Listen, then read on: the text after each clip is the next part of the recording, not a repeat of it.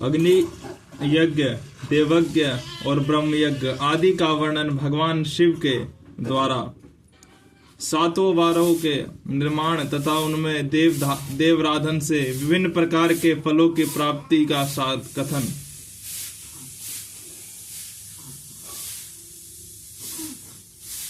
ऋषियों ने कहा, प्रभु, अग्नि यज्ञ, देव यज्ञ, ब्रह्म यज्ञ, गुरु पूजा तथा ब्रह्म तृप्ति का हमारे समक्ष क्रमशः वर्णन कीजिए।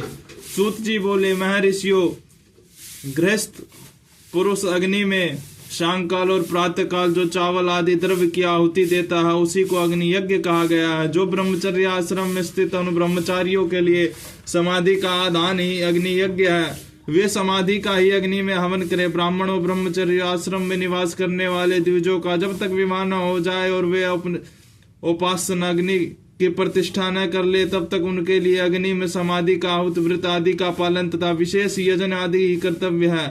यही उनके लिए अग्नि यज्ञ है।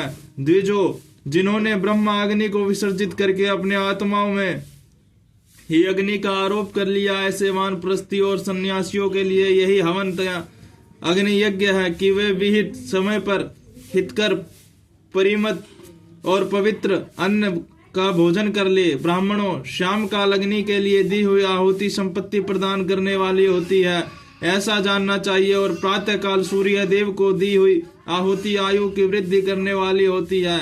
यह बात अच्छी तरह समझ लेनी चाहिए। दिन में अग्निदेव सूर्य में ही प्रविष्ट हो जाते हैं, अतः प्रातः काल सूर्य को दी हुई आहुति भी अग्नि यज्ञ के ही अंतर्गत आती है।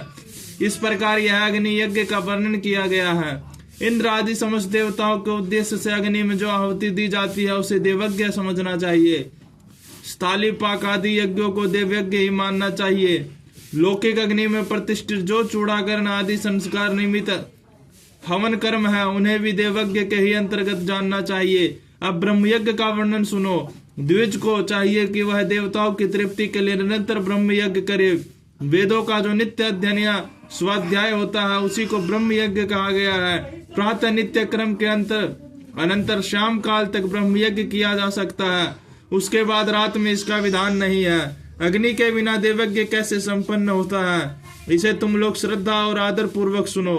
सृष्टि के आरंभ में सर्वज्ञ, दयालु और सर्व समर्थ महादेव जी ने समस्त लोगों के उपकार के लिए वैरों के कल्पना की। वे भगवान शिव संसार रूपी रोगों को दूर करने के लिए वैद्य हैं, सबके ज्ञाता तथा समस्त औषध के भी औषध हैं। उन भगवान ने पहले अपने वार की कल्पना की जो आरोग्य प्रदान करने वाला है, तत्पश्चात अपनी माया शक्ति वार बनाया जो संपत्ति प्रदान करने वाला है। जन्म काल में दुर्गति ग्रस्त बालक की रक्षा के लिए उन्होंने कुमार के वार की कल्पना की। तत्पश्चात सर्व समर्थ महादेव जी का आलस्य और पाप की निवृत्ति तथा समस्त लोगों का हित करने की इच्छा से लोक रक्षक भगवान विष्णु का वार बनाया। इसके बाद सबके स्वामी भगवान शिव ने पुष्टि और रक्षा के लिए आयु करता त्रिलोक श्रेष्ठा परमेश्वरी ब्रह्मा का आयुष्कारक वर बनाया, जिससे संपूर्ण जगत के आयुष की सिद्धि हो सके। इसके बाद तीनों लोकों की वृद्धि के लिए पहले पुण्य पाप की रचना हो जाने पर उनके करने वाले लोगों को शुभाशुभ फल देने के लिए भगवान शिव ने इंद्र और यम के वारों का निर्माण किया। ये दोनों वार क्रमशः भोग देने वाले तथा लोगों के मृत्यु भय को दूर करने वाले हैं।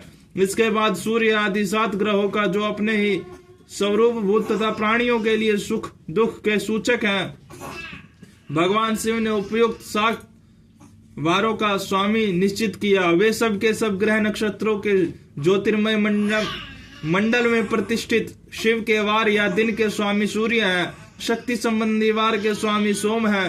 कुमार संबंधी दिन के अधिपति मंगल है। विष्णु वार के स्वामी बुध है। ब्रह्मा जी की वार के अधिपति बृहस्पति है। इंद्र वार के स्वामी शुक्र और यम वार के स्वामी शनिश्चर है। अपने अपने वार में की हुई देवताओं की पूजा उनके अपने फल को देने वाला होता है। सूर्य आरोग्य के और चंद्रमा संपत्ति के दाता है। मंगल व्याधियों का निवारण करते हैं। बुध पुष्ट देता है। बृहस्पति आयु की वृद्धि करता है। शुक्र भोग देते हैं और शनिश्चर मृत्यु का निवारण करते हैं। ये 7 वारों के कर्म से फल बताए गए हैं जो उन देवताओं की प्रति से प्राप्त होते हैं। अन्य देवताओं की भी पूजा का फल देने वाला भगवान शिव ही है। देवताओं की प्रसन्नता के लिए पूजा की 5 प्रकार की पद्धति बनाई गई है। उन देवताओं के मंत्रों का जप यह पहला प्रकार है। उनके लिए होम करना दूसरा, दान करना तीसरा तथा तप करना चौथा प्रकार है।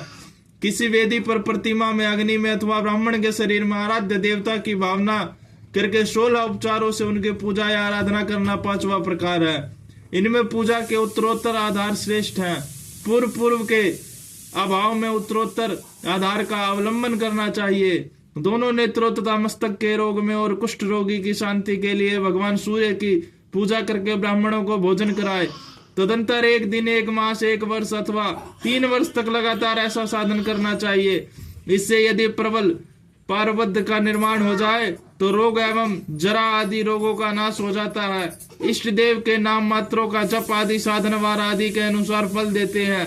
रविवार को सूर्य देव के लिए, अन्य देवताओं के लिए, ब्राह्मणों के लिए विशिष्ट वस्तु अर्पित करे। यह साधन विशिष्ट फल देने वाला होता है तथा इसके द्वारा विशेष रूप से पापों की शांति होती है। सोमवार को विद्वान पुरुष संपत्ति की प्राप्ति के लिए लक्ष्मी आदि का पूजन करे तथा सपत्नी ब्राह्मणों को घृत पक अन्न का भोजन कराए। मंगलवार को रोगी की शांति के लिए काली आदि की पूजा करे तथा उड़द, गेहूं, मूंग एवं अरहर दाल आदि से युक्त अन्न ब्राह्मणों को भोजन कराए।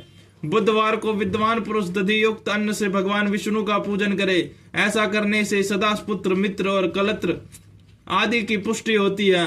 जो दीर्घायु होने की इच्छा रखता है गुरुवार को देवताओं की पुष्टि के लिए वस्त्र यजोपवीत तथा घृत मिश्रित खीर से चेतन पूजन करे। भोगों की प्राप्ति के लिए शुक्रवार को एकाग्रचित होकर देवताओं का पूजन करे और ब्राह्मणों की तृप्ति के लिए षड्रस युक्त अन्न दे। इसी प्रकार स्त्रियों की प्रसन्नता के लिए सुंदर वस्त्र आदि का विधान करे। शनिश्चर अपमृत्यु का निवारण करने वाला है। उस दिन बुद्धिमान पुरुष रुद्र आदि की पूजा करे।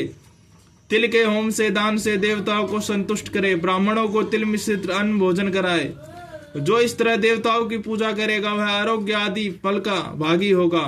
देवताओं का नित्य पूजन, विशेष पूजन, स्नान, दान, जाप, होम तथा ब्राह्मण तर्पण आदि एवं रवि आदि वारों में विशेष तिथि और नक्षत्रों का योग प्राप्त होने पर विभिन्न देवताओं के पूजन में सर्वज्ञ जगदीश्वर भगवान शिव उन देवताओं के रूप में पूजित हो सब लोगों को आरोग्य देने आदि फल प्रदान करते हैं। देश काल, पात्र, द्रव्य, श्रद्धा एवं लोक के अनुसार उनके तरात्मय क्रम का ध्यान रखते हुए महादेव जी आराधना करने वाले लोगों को आरोग्य आदि फल देते हैं।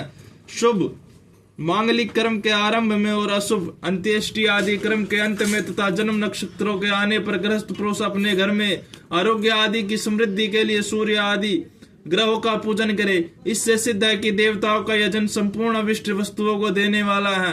ब्राह्मणों का देव यजन कर्म वैदिक मंत्र के साथ होना चाहिए। यहाँ ब्राह्मण शब्द स्त्री और वैश्य का भी उपलक्षण है। शूद्र आदि का दूसरों का देव यज्ञ तांत्रिक विधि से होना चाहिए। शुभ फल की इच्छा रखने वाले मनुष्य को 7 ही दिन अपनी शक्ति के अनुसार सदा देव पूजन करना चाहिए। निर्धन मनुष्य तपस्या, व्रत आदि के कष्ट सहन द्वारा और धन के द्वारा देवताओं की आराधना करे। वह बार बार श्रद्धा पूर्वक इस तरह के धर्म का अनुष्ठान करता है और बारंबार पुण्य लोकों में नाना प्रकार के फल भोग कर पुनः इस पृथ्वी पर जन्म ग्रहण करता है।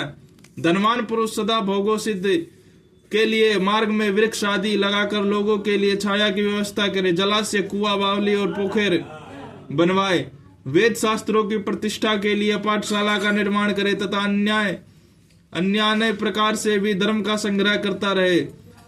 धनी को यह सब कार्य सदा ही करते रहना चाहिए। समय अनुसार पुण्य कर्मों के परिपाक से अंतःकरण शुद्ध होने पर ज्ञान की सिद्धि हो जाती है। द्विजो जो इस अध्याय को सुनता, पढ़ता तथा सुनने की व्यवस्था करता है उसे देव यज्ञ का फल प्राप्त होता है।